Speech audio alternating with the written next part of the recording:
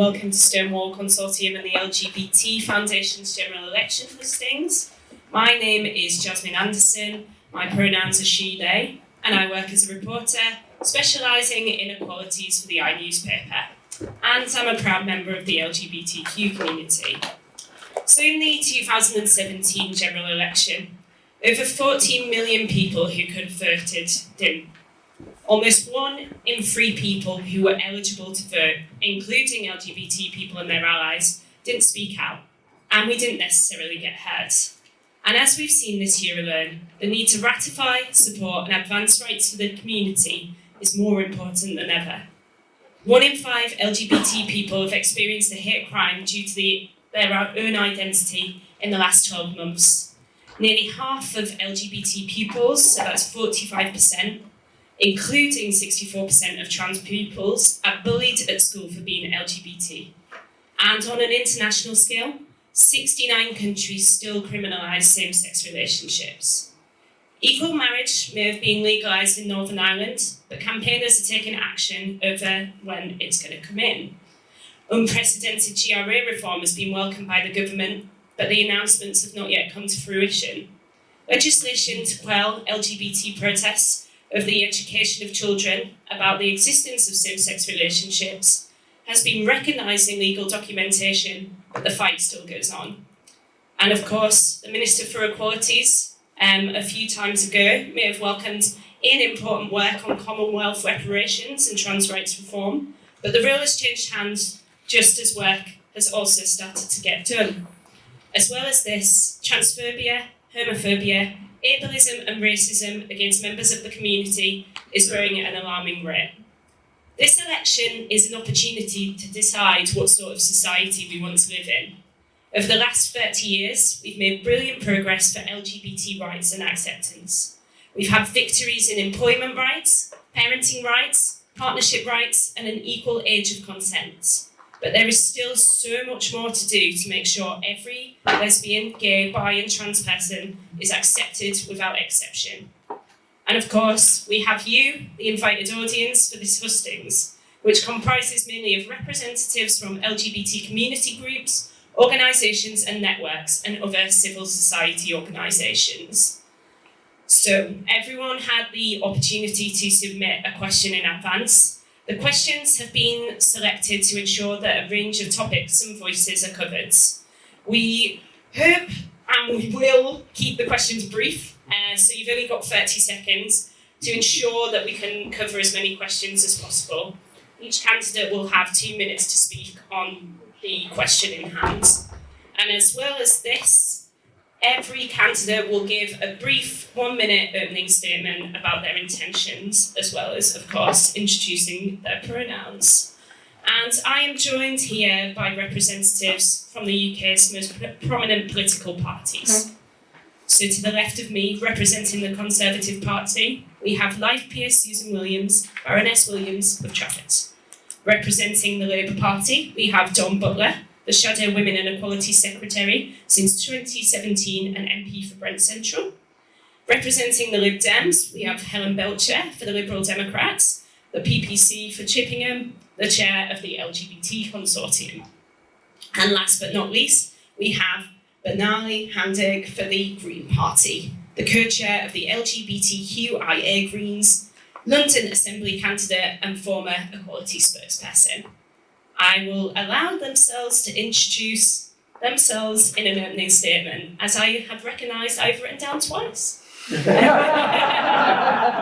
So if we can start to the left. Hi, so my pronouns are he, him, and I just want to start by saying it means a lot to be able to represent my party here today. So I grew up in a very religious family. Being gay in that household wasn't the easiest of things. There was a lot of hard times, it was quite difficult. But when I think of how far we've come, and I think to be able to go back to my 17-year-old self and say, you're going to be able to do this today one day, I think it would have meant a lot. And particularly when I think about this debate, I think about children who are living lives like mine, who are marginalised, who are abused, who might even face violence because of their identity and because of who they love. This debate and the role of government is about eliminating those inequalities and making sure that everyone has a fair chance and a fair opportunity and freedom from violence and inequality. So I hope we can cover some of those issues today. Thank you very much. Is that a minute?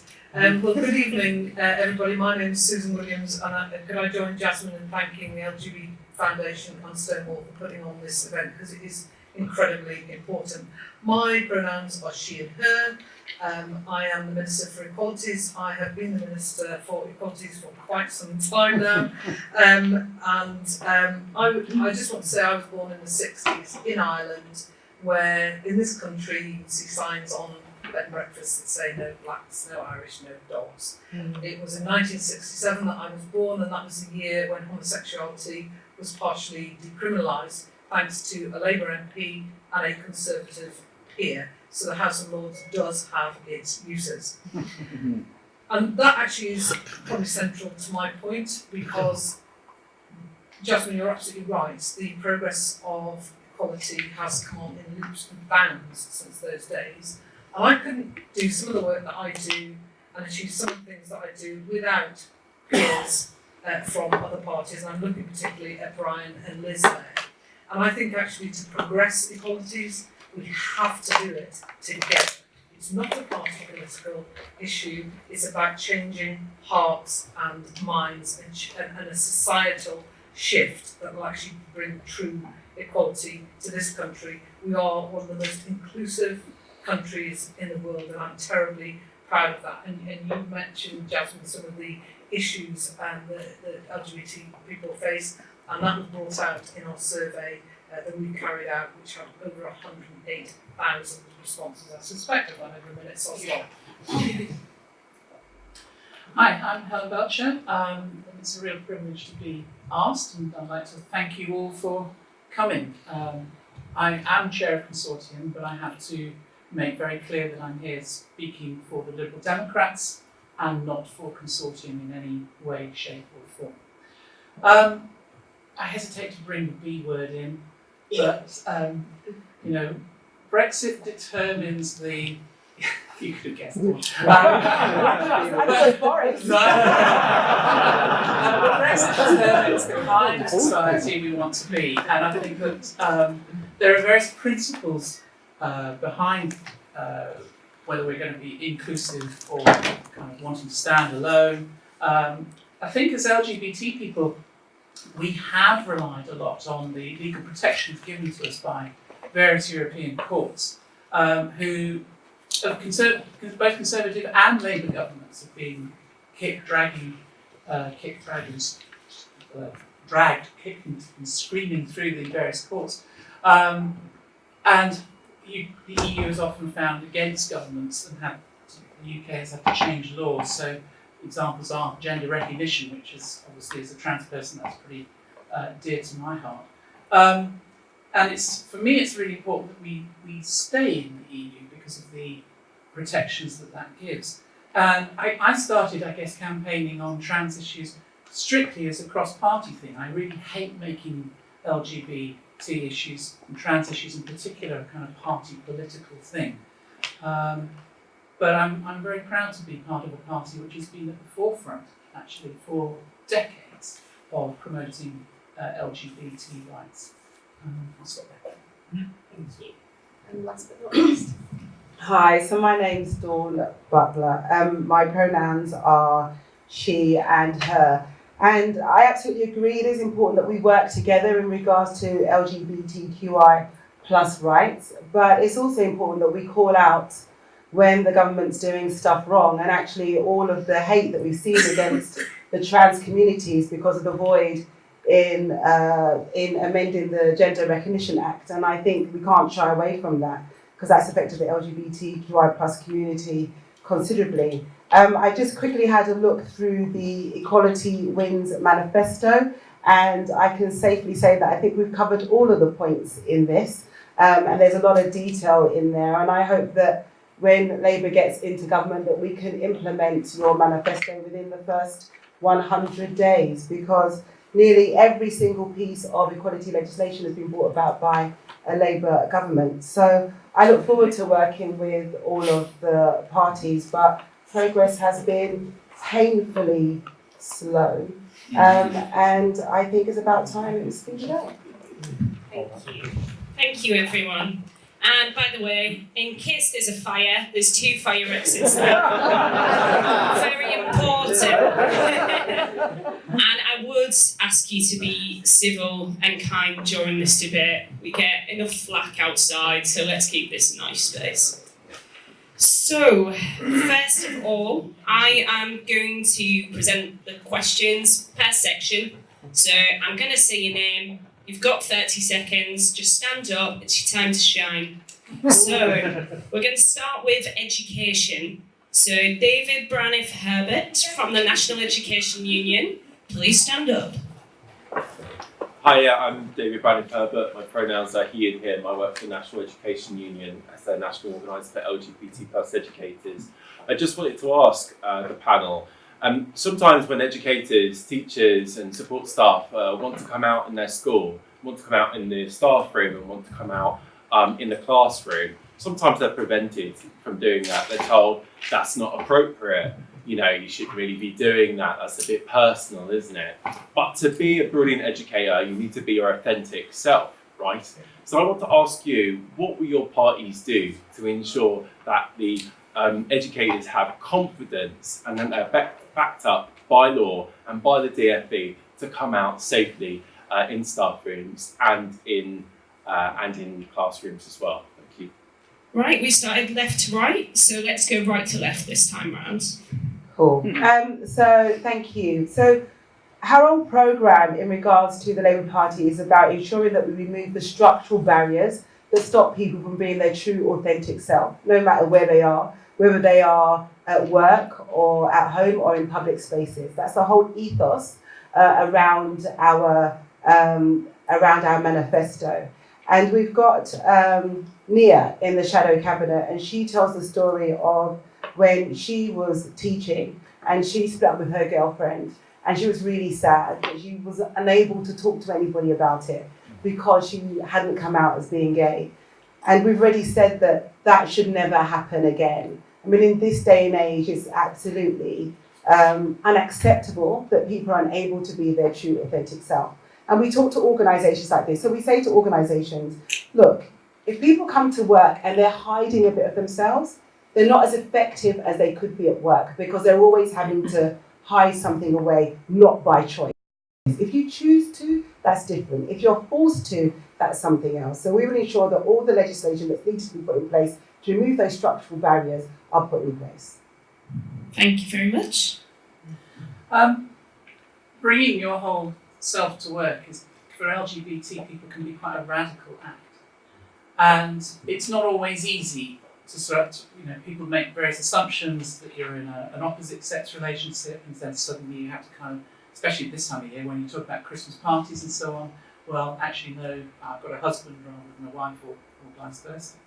And a lot of that is about social culture and the way the expectations are there. So some of it is not about legislation, it's about putting steps in place to challenge that prevailing heterosexual culture. Yes, we would do whatever we could to encourage people to be able to bring their whole selves to work, but we need, and it's not just in teaching, it's across the board.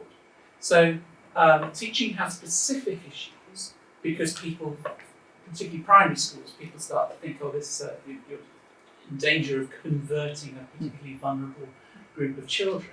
So large part, it's also partly about educating people that being LGBT is not a choice. We're not converting anybody. So I would say generally it's around changing culture with legal support. Thank you very much. Thanks, David. I don't know if you've read the LGBT Action Plan, but we've already committed to ensuring that teachers can be themselves at work. And that's got so many benefits. First of all, you work best when you're yourself at work. Second of all, in terms of role models for children, children are not born prejudiced. Prejudice is thrust upon them by their elders usually as they go through life. And so not only are they good role models, but if a child is feeling that they might need to go to a teacher because they themselves are feeling confused, it sends out such a good message to that child that they can go and speak to their teacher. We've invested a lot of money into transphobic and homophobic bullying in school, or invested money against rather transphobic and homophobic bullying in school, and also done some leadership work, put some money into leadership work for teachers to actually show leadership.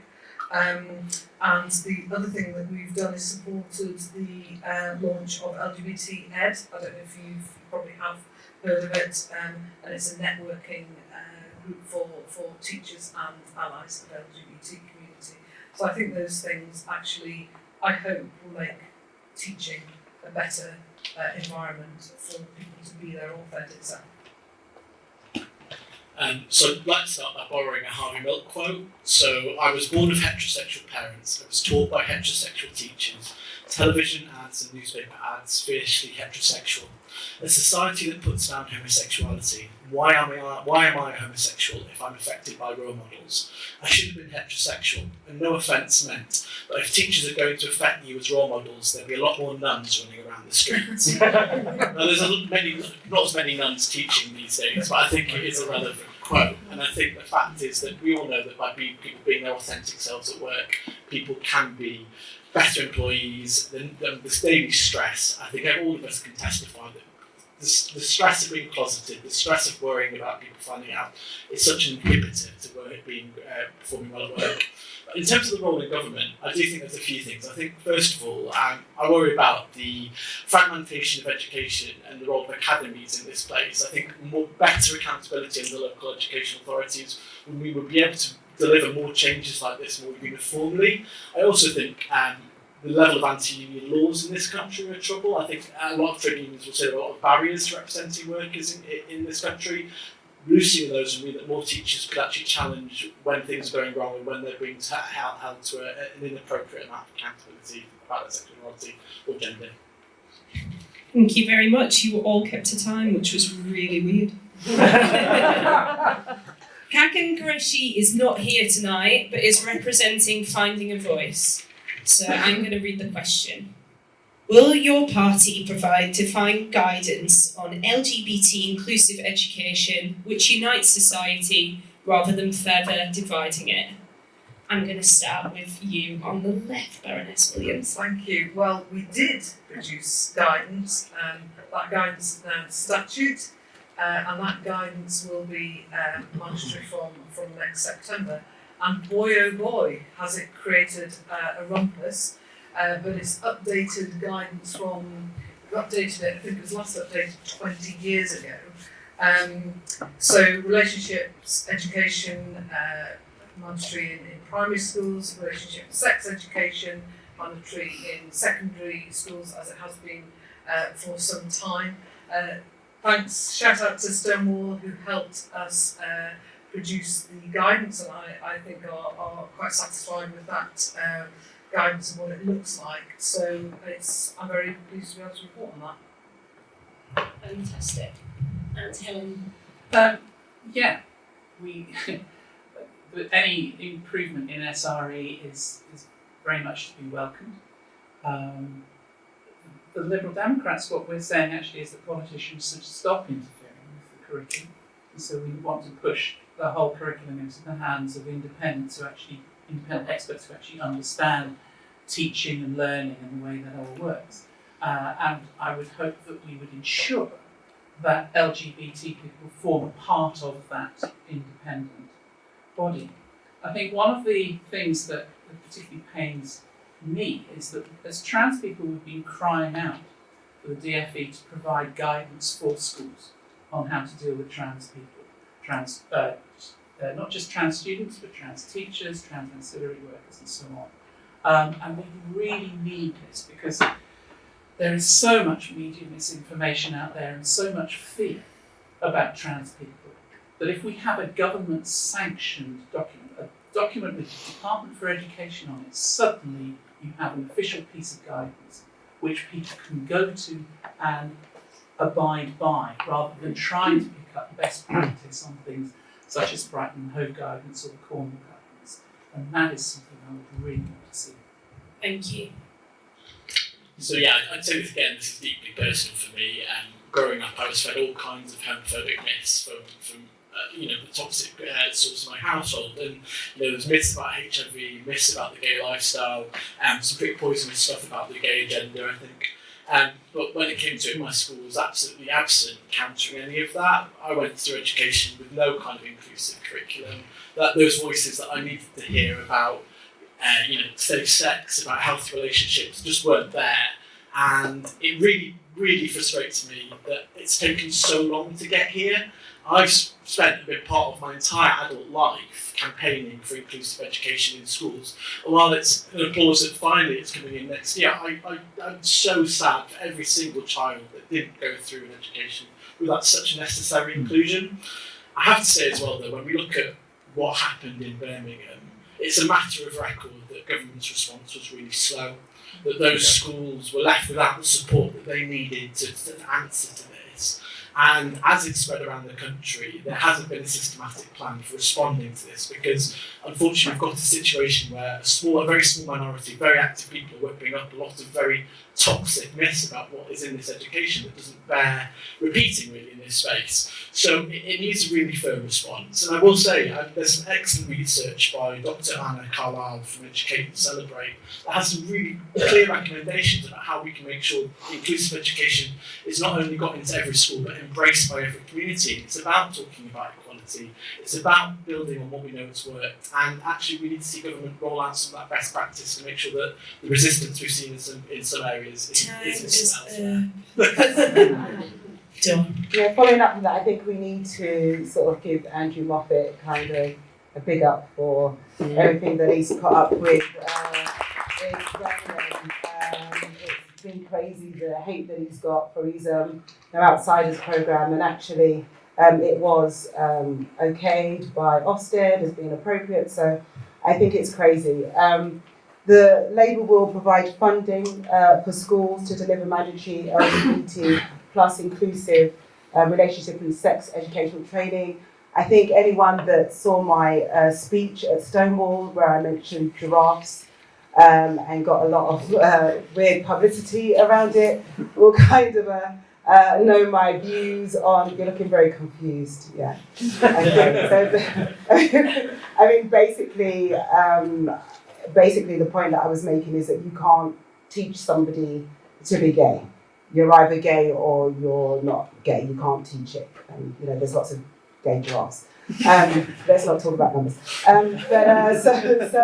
So I mean, we're fully on board with that in terms of ensuring that the schools receive funding. And I mean, I'm in favour of the new guidance. I think it's great. I think the problem was that we didn't have schools, as Helen was saying, we didn't have the support. Schools didn't have the right support or guidance to be able to deliver it with an authoritative stance. So that's why there were lots of issues and things were able to manifest.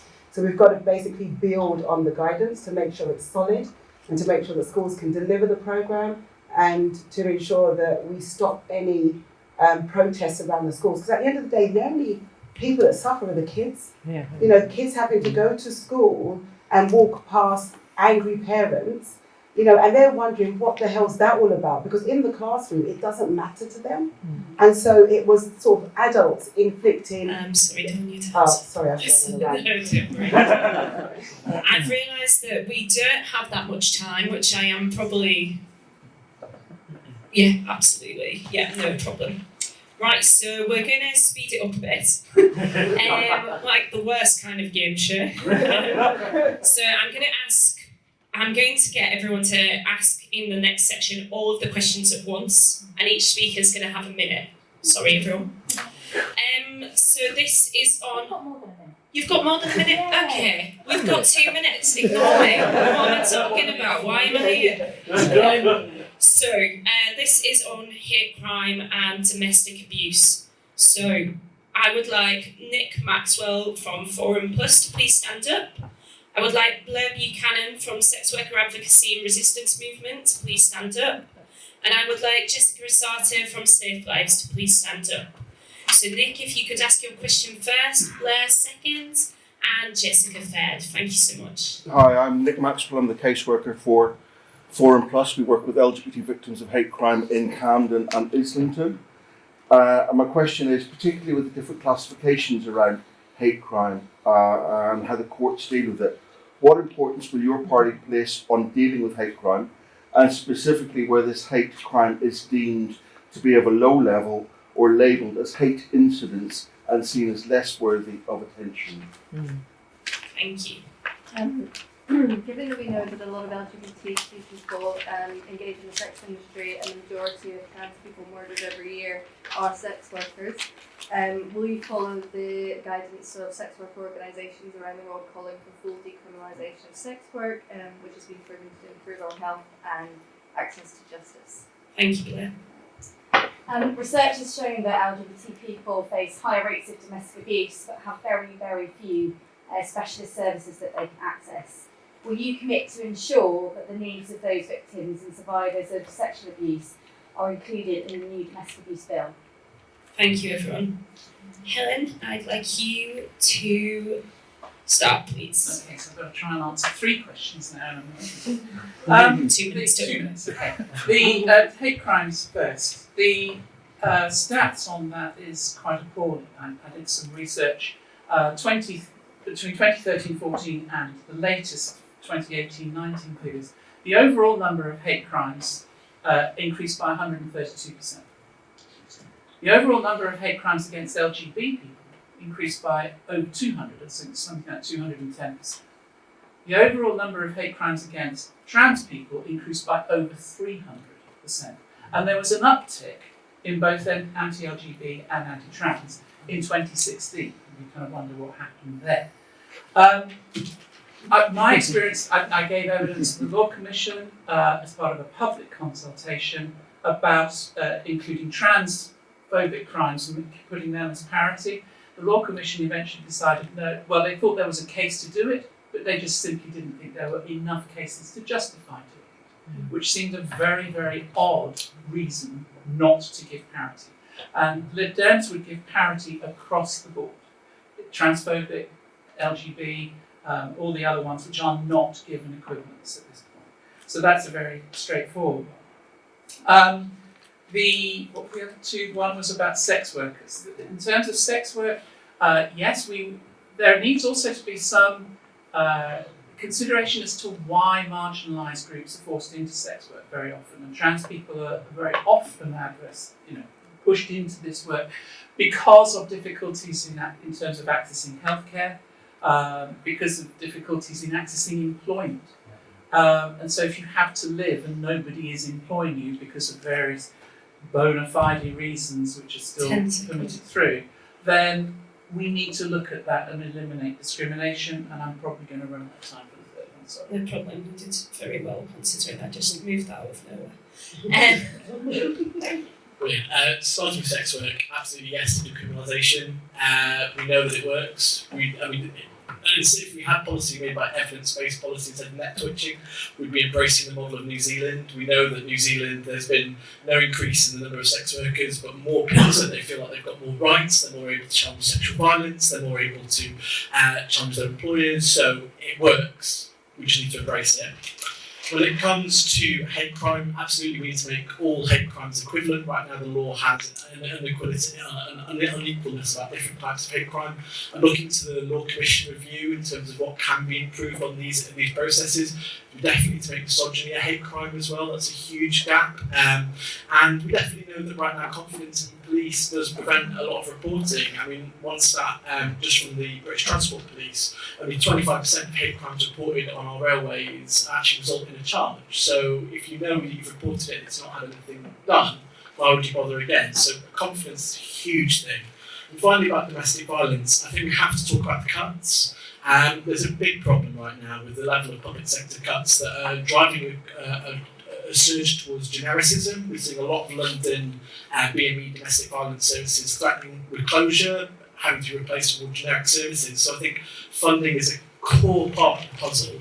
We absolutely also just need to talk about kind of actually having LGBT specific guidance in our violence against women and girls policy. We have to talk about the specific needs. We know that too often providers don't understand. Let's look at the services that are provided. 50% of specialist services have been cut. 50% have closed. Sorry, it's a fact that there are. But putting beds 2,200 in services that are not necessarily used is very different. There are specialists, we're talking about specialist refugees. Specialist refugees. Yeah, you don't need to explain what specialist refuge is. This is the thing, isn't it? It's about this is the thing. Specialist services are closed down. You might be arguing there's more beds, but those unique services that cater to special parts of the community, once they're gone, they're gone. And then if you're not putting them back, you're not replacing them. The number of There are two specific specialist services that have been opened up in Manchester and Sheffield. Specific. Well, it's two more than there were, specifically for LGBT people. there isn't one in London, though, is there? I don't think there is no. In London. No, I don't think there is. No example that I'm just London. That I mean, gobsmacked. London. If I can just take a comment. Thank you to the panel for addressing the issue of domestic abuse bill. And I think there is an issue of education here as well, because of course the vast majority of specialist services are based in the community, so aren't about refuge spaces. And you can provide more refuge spaces, but if they're in generic services, then they're not specialist refuge spaces. And I think that's where there is an issue here about terminology. We have seen huge cuts to community-based services, which do provide the services that help to keep people safe in their own home, because nobody should be forced to have to leave their house to go out and get safely because of somebody's perpetrated abuse. So I think that's the real issue for LGBT people, is that there is nothing, nowhere, no refuge certainly, but no community services except for fantastic organisations like the LGBT Foundation. Yeah. Thank you. Could I just accept your point actually that you make about terminology and the other point about prevention? Because everyone talks about victims in the area of domestic violence. There's very little discussion about the perpetrators who actually force women and men to have to flee their homes to a domestic refuge. So prevention and actually coming down far harder on perpetrators and acknowledging the suffering that's meted out on children through witnessing domestic violence is incredibly. Let's close off there. So we're going to move on to healthcare. We've just got one question in this segment, but obviously incredibly important. So Stuart O'Callaghan, please stand up. Hiya. So I run Live Through This, which supports and advocates for LGBTIQA+ people affected by cancer. And I wanted to know, how do you intend to address the healthcare inequalities for LGBT+ people identified in the House of Commons Women and Equalities Committee report? Thank you very much, Stuart. Dawn, if you... Say the beginning bit of that again, sorry. How are you going to address basically that report, and how are you going to take its suggestions forwards? I don't remember what's in the report. It was released last month. Okay. So tell me some of the points in the report, sorry, I can't. Well, it was basically talking about the healthcare inequalities of people accessing the way that we record data so that we can actually create effectual change, and how you can actually implement that in a system and actually make sure that these people are represented and they can move forward into inclusion. Okay, so the do I need the mic? No, Can you hear me? So the Labour's policy is to ensure that all of the healthcare provisions are made accessible to LGBT plus patients, that there's specific training given, which isn't given at the moment. We will fully fund sexual health services and roll out PrEP medication. We will invest £1 billion a year more in public health, including sexual health services. We are going to end the NHS crisis, and we are going to put a boost of funding to provide safe quality care. We know that there is a current underfunding in the NHS at the moment, and we are fully committed to roll out all of the health sexual services, as I say, and to roll out PrEP, which I think is vital. And I think the training on the healthcare providers, like the doctors and nurses, are also vital, because sometimes there are special needs for specialist services, and there's special needs for trans patients as well. And I think that needs to be rolled out. So there's lots of discretion that needs to be included, and that's not currently included. Helen? Again, we would support the rollout of PrEP. It becomes economic to do so. It's a false economy to prevent that from going ahead. Essentially, we would build on the work already done. We've got Michael Brady as the National LGBT Health Advisor. We would secure funding for certainly a medium-term position and not just kind of have year-on-year cut-off points. But we would need to make sure that he's got a framework to work within and measurable deliverables to accomplish there. So with LGBT health, we get kind of lumped in together an awful lot. But actually all of the letters have different needs. So if you're a gay man, you'll have different needs as if you're a lesbian woman. And actually, generally lesbian women's health is kind of largely ignored in specific issues.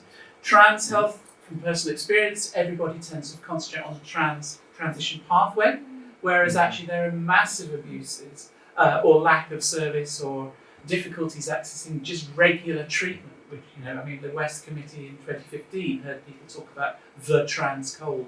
I'm terribly sorry, I can't see you with your broken arm because you're trans, you have to go and see the psychiatrist. And all of those need a lot more work to get over in terms of NHS actually putting proper investment and training into the general health service to make sure the whole health service is aware of LGBT issues and not just specialists in these areas. So, there's a lot to do under LGBT health, and we would want to do a lot to address those inequalities. Benali? Yes, I think lots of us in the room can testify what specialised medicine looks like. For me, one that comes to mind is the experience of 50-16 Street versus any other kind of gun clinic. Being offered a HPV vaccine, being asked about chemsex, and then going to another service that doesn't probably know what GHB stands for or is. And so actually having that level of training, not just in specialist services, is really important. I think the recommendations from this report is really clear. We need to see more training for medical professionals about the needs of LGBT people. There's a lot of unawareness or lack of thought about it. And just taking the time to ask. I think the recommendation that we make it mandatory to ask about people's sexuality and gender is really important, because if we don't know, we can't provide the care necessary. This is a universal problem in the NHS, I have to say. The lack of specific data about conditions, about age groups, really does hamper individualised healthcare.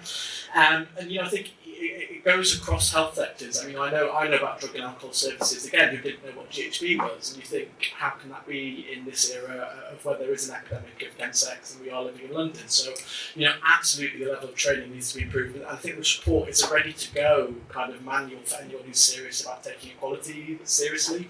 Those recommendations need to be acted as soon as possible, and I think the Green Party would. Thank you very much, Baroness Williams. Thank you. Well, as Helen said, and I think she really touched on probably the main point about health provision for LGBT people, is that particularly for trans people, the approach by doctors has quite often been very, very clunky. Not because they're evil people, but because they simply don't get the sensitivities around treating people both in their gender, which they would like to be addressed as, and some of the problems, as Helen says, if you go in for a broken arm, you've got a broken arm. It doesn't matter whether you're trans or what you are. So I think there's a lot around that sort of basic level of care. And actually, we have provided training for the Royal College of GPs, and I think this would be really important for LGBT people from the start of the primary care journey and perhaps into secondary care. I think that's a really important thing. Everyone's mentioned Michael Brady. I think he's going to be a great asset in recommending to government. And of course, we've got two members of the advisory panel here with us tonight who are also going to be giving advice on various aspects of how we treat LGBT people in all sorts of ways. Thank you, everyone. And moving on to trans equality, I would like to ask Liam Johnston to please stand up. Thank you, Liam. Or just me? Just you on this round. What are your particular party's stance on reforming the GRA with specific reference to non-binary people and having legal recognition recognised?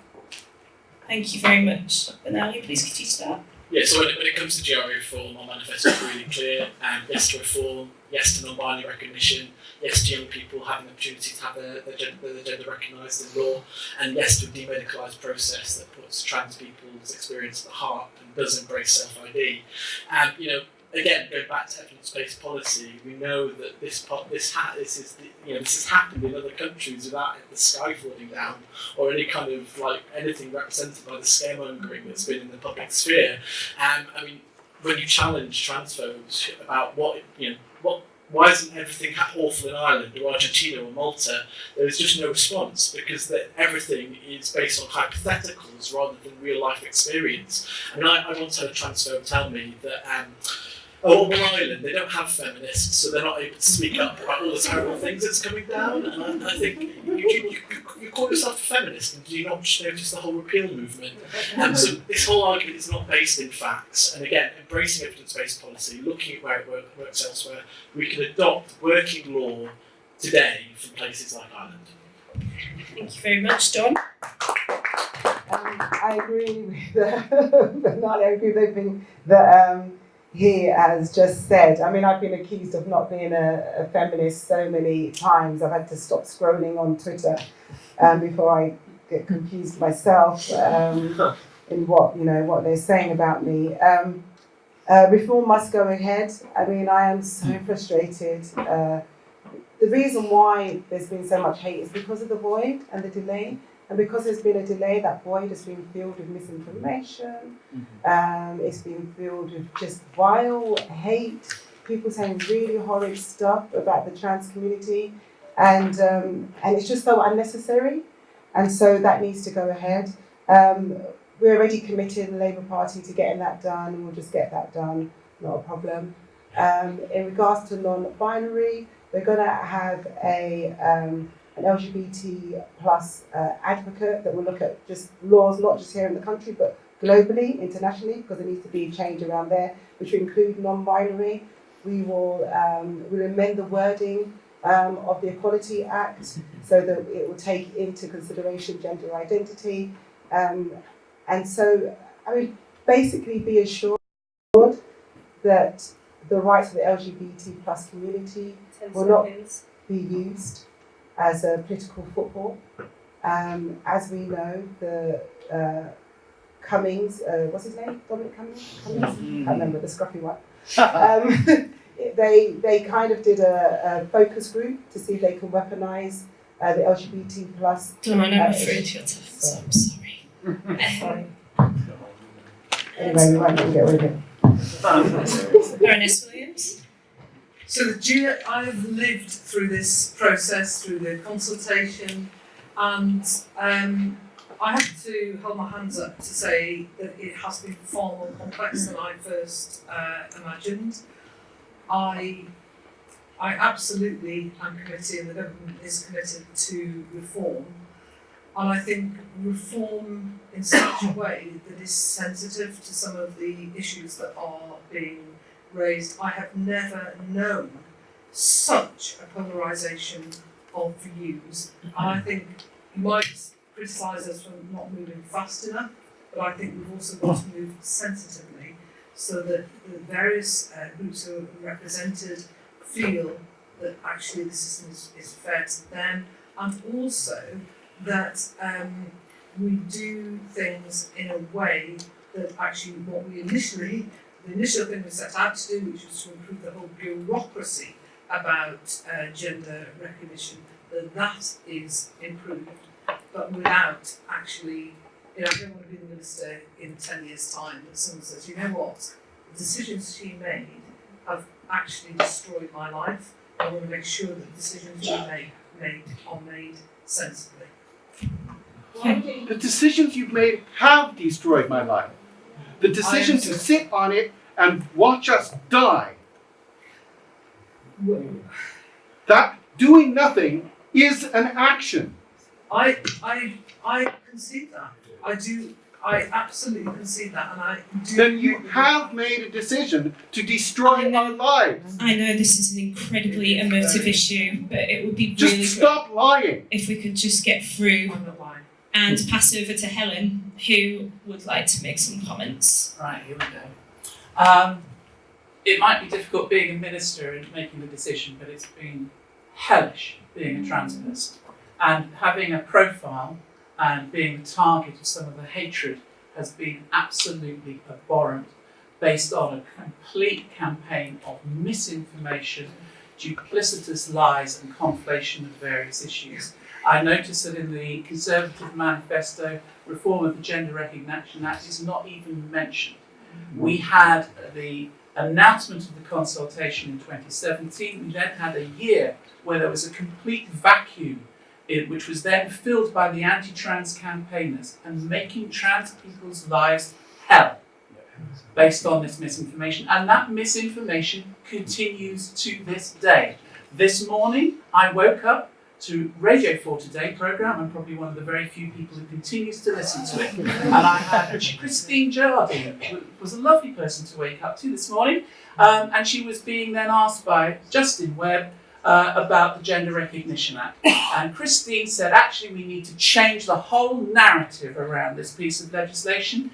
And she referenced speeches made at Lib Dem conference this September by a trans woman and her wife. Well, that was actually me and my wife. And I nudged her in bed and said, it's not every day you wake up to be completely referenced on the Today programme. It has been hell. And we would address, to address the specific question, yes, we would give non-binary people recognition. Yes, we would put X, the options for X on passports. We would address the wording of the Equality Act to make sure that gender identity and gender expression was specifically part of the protected characteristics. I mean, just get on and do it. I mean, it's a bit like the Russian, you know, the Russian report. They're sitting on that. They have sat on this report for over a year. Disgraceful. Thank you, everyone.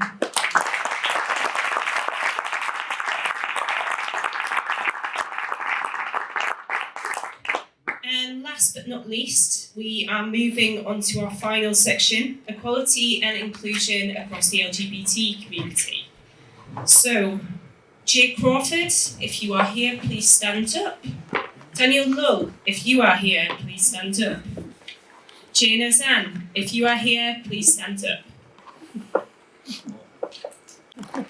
I'm going to be reading out Jay's questions, so for now, if you'd like to imagine me as Jay, that would be lovely.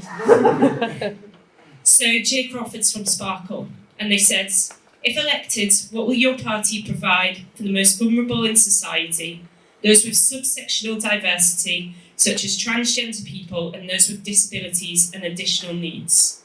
Daniel? Hello there.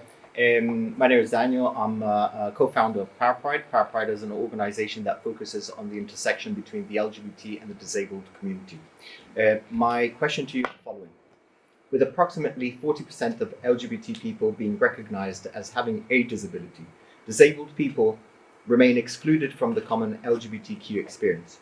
Besides the many infrastructural barriers, cultural inaccessibility significantly contributes to the lack of viability of disabled people in society. What support will your government give to address this issue? Thank you, Daniel. Jane? Thank you. Jane Ozan, pronoun she, her. I ought to express, an interest that I am on the advisory panel, but I'm standing here as director of the Ozan Foundation that works with religion and sexuality issues. And in 2017, the Church of England called on the government to ban conversion therapy being any form, be it through prayer or indeed any psychotherapy to try and make someone straight. They did so because they recognised that many religions actually practice conversion therapy. So what would your party's position be on banning conversion therapy, please? Thank you very much. And Helen, I would like you to start. I'm going to start with the conversion therapy and work backwards, simply because I used to be a part of an evangelical Christian church. And when I was wrestling with gender identity, as a small group leader in this church, I then had several sessions with the elder of the church, and it became apparent that rather than wanting to be open and honest, there was an attempt to try and make sure that I did not transition. And that was part of the whole reason about mental health. It caused huge mental health damage. We would ban it. I mean, it's an atrocious position. And whilst it might be well meant, again, I talked earlier about changing the culture within our society. Changing culture within religious groups is actually a really difficult thing because you tend to have a sort of a pre-built framework that you try and hang things on. But I am really heartened by the number of people I know of various faiths, who are actively working to try and change this.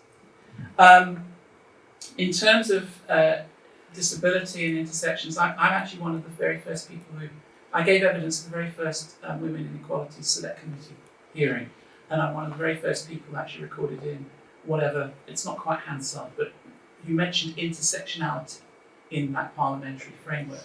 And I think it's absolutely crucial that we recognise that within our own set of communities, there actually may be various inbuilt biases which prevent us from treating everybody as equally as we should. But I am all for trying to encourage true equality across all of the different intersections, because rarely are we just one person. One of the things I get, I mean, the BBC is great at doing this. So you can be the first trans MP if you're elected. You know, are you really interested in being the first trans MP? Actually, no. I'm interested in being the MP for Chippenham. The fact that I happen to be trans is incidental and something I can do nothing about. And it's the same with all of these intersectional things. So I'm going to have to pass on the third question again. Sorry. Baroness Williams, if you'd like to go second. Yeah, thank you. I think what was very, very helpful for us as government was the LGBT survey, because actually what it showed was some of the evidence, and not the evidence, but the intersectionality that we deal with. And as Helen says, just because you're trans does not mean you're not disabled or you have other intersectionalities. And we have committed in our manifesto our intention to improve the quality of evidence and ensure that the needs of vulnerable groups with subsectional diversity are met by policies and public services. In terms of disabled people being disadvantaged, they absolutely should not be disadvantaged when trying to take part in LGBT plus and culture and in any part of our society. And finally, on to accessibility purposes, it's just so much more difficult, but we have got to do better. I totally agree with you. So that's a yes on the Equality Act I application. agree with you. I thought so. Any closing comments in the last 15 seconds from any of the party? No. I just want to say that it's been really hard to keep calm and not sort of get angry about the lack of progress that can easily happen if the will is there in government. And it just takes the political will to make the changes, and that's all that's really needed. And I don't think that anybody should have to suffer. And as somebody who suffered discrimination on different levels, I think if we can do something to eradicate discrimination, then we should do it and we shouldn't wait. Yes, some things may take time, but actually it's not that complicated. It just means you have to have the will to do it and be brave. And the Labour government will be brave because fundamentally at the core of our government will be the rights of fairness to have an equal and fair and just society for everyone. At this point, I am going to make the closing statements. I think we are going to run out of time otherwise, and I hear some of our panellists do have a train to catch, I'm sorry to say. So with that, I'm just going to give you all 30 seconds each. So, how am I going to do this? I'll start with Dawn, considering I haven't done with Benali. 30 seconds. I don't want to say 30 seconds apart from we should have a society where everybody can be their true, authentic selves. And that's what we should strive to achieve. And it's just so annoying. And the reason why I get so angry about the treatment of the trans community is because some people think they're easy to pick up. And I think, you know, there'll be a time when they come for trans today, they will come for you or I tomorrow. So we have to stand side by side, shoulder by shoulder for the people who are being oppressed. And you know,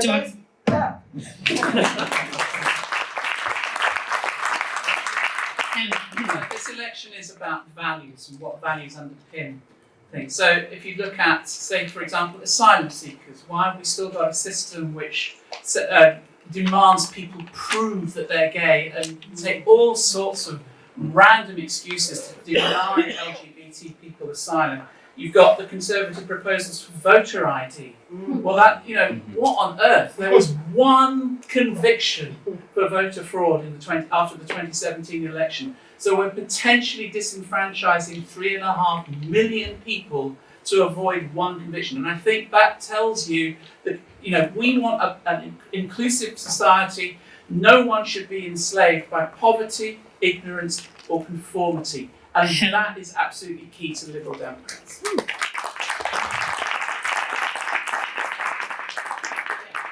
And well, I'm going to finish on a positive note, which is to say, yes, we have got so much further to go. I'm proud of the country that we are, one of the most progressive countries in the world as far as LGBT rights are concerned. But let's all keep working together to take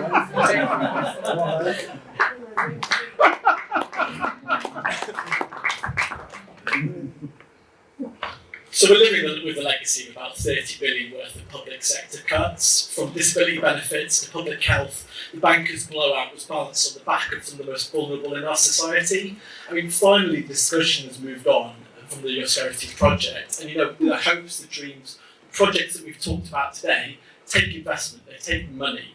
We need a party that's committed to investing in our society and actually making sure that our next generation of LGBTQ people have better lives than we do. But that takes money, that takes investment, and it's hard to trust parties that were so implicated in setting up this entire problem in the first place. Now, the Green Party back in 2015 was the only party wholeheartedly calling out the austerity project as what it was, a lie, a political necessity. I definitely think getting more Caroline Lucases in Parliament, more Green fighters would help push whichever government is in charge to be more progressive, to be more inclusive, and to think about the climate emergency. Time is it?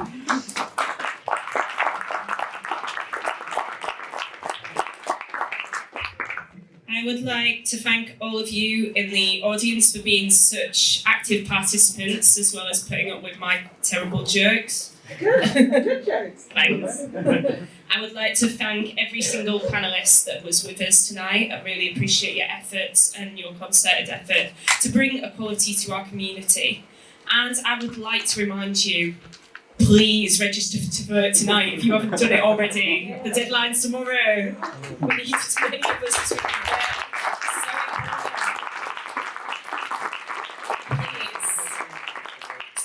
Afterwards for refreshments if you don't have a train to catch. It would be great to chat to you all, and all the very best, and bring on December the 12th. And thank you, Jasmine. Thank you.